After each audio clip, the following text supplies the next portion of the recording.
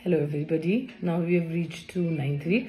अब मैं आपको 9th वीक में बताती हूँ कि 9th वीक में क्या क्या होगा। 9th वीक में अब जो आपका बेबी है वो 2 सेंटीमीटर का हो गया, ऑलमोस्ट एक पीनट या अंगूर के दाने जितना हो गया।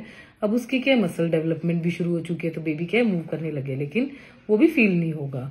ठीक है, तो क्योंकि उसकी क्या मूवमेंट अभी धीरे धीरे है। अब बच्चे का क्या फेस बहुत अच्छा डेवलप हो गया, बच्चे की आईज, बच्चे की नोज, बच्चे की लिप्स, बच्चे की ईयर्स, बहुत अच्छा फेस बन गया है। बच्चे के टूथ बड्स भी डेवलप होने लग गए हैं, तो उससे क्या होगा, अब बच्चे की बोन से जब भी बर्थ के बाद क्या होगा, जो मिल्क टीथ आने लग जाएंगे।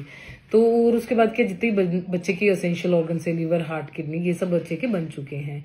अब ये तो हुई बच्चे की बात। अब हम आते हैं मदर में। मदर में इस टाइम क्या HCG हार्मोन पीक पे है, तो आपको जो पहले सिम्टम्स हो रहे थे वो बहुत ज्यादा होने लग जाएंगे, जैसे एसिडिटी, कॉन्स्टिपेशन, फैटीग, हेडेक, बार बार यूरिन आना, वजाइनल डिस्चार्ज होना, ब्लॉटिंग सेंसेशन होना, फटीग होना, जो फूड खाने का मन नहीं करता था खाने का मन करना, जो करता था नहीं करना, ये सब आपको बहुत ज्यादा होने लग जाएगा। ब्रेस्ट में पेन होना, चक्कर होना, हार्ट बर्न होना, ठीक है, GI अपसेट होना, क्योंकि इस टाइम क्या आपकी HCG हार्मोन पीक होने की वजह से, प्रोजेस्टेरोन हार्मोन का पीक होने से क्या है कि आपकी जो मोटिलिटी है वो कम हो रही है, तो इस वजह से GI अपसेट। तो इसमें आपने करना क्या है, देखो, एक तो आपने ध्यान रखना है कि आपने हाइड्रेशन बहुत अच्छी मेंटेन करनी है। दिन में कम से कम 10-12 ग्लास पानी का पियो, तो उससे क्या होगा, आपका कॉन्स्टिपेशन कम होगा, आपका हार्ट बर्न, आपकी एसिडिटी ये कम होगा। एंड आपने क्या एकदम एक बार बहुत ज्यादा नहीं खाना है, आपने eat you should have small frequent meals, मतलब थोड़ा थोड़ा आपने जल्दी जल्दी खाना है।